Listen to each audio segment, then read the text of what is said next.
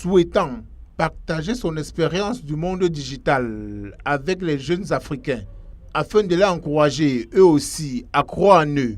Jacques Bojao revient 13 années après l'apparition de la première édition de son livre intitulé « Mes années Microsoft ». Une raison d'apporter quelques éclaircies sur son parcours aussi prestigieux. Pour être plus précis, c'est le titre de mon livre, de celui que j'ai publié en tout cas pour expliquer, comme le nom l'indique, les années que j'ai passées au cœur du développement du logiciel à Seattle.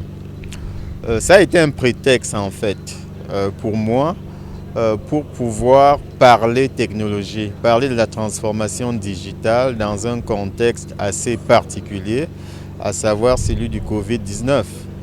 Il y a eu beaucoup de jeunes gens qui ont inventé des produits pour aider à pallier ce problème du Covid.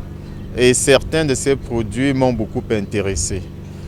J'ai voulu donc encourager ces jeunes et peut-être même à notre manière parce que je suis responsable d'Ocean Innovation Center qui est basé à Kribi, c'est-à-dire une structure qui a été conçue pour accompagner les jeunes dans leur développement de logiciels.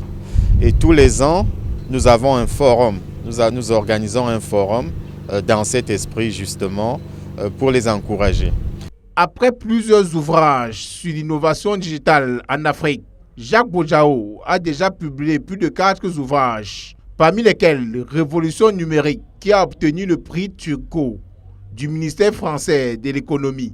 C'est donc un homme averti qui s'est exprimé devant la presse et la jeunesse africaine.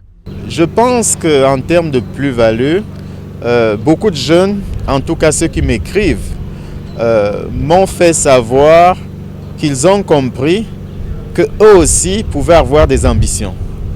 Voilà, ils pouvaient avoir des ambitions.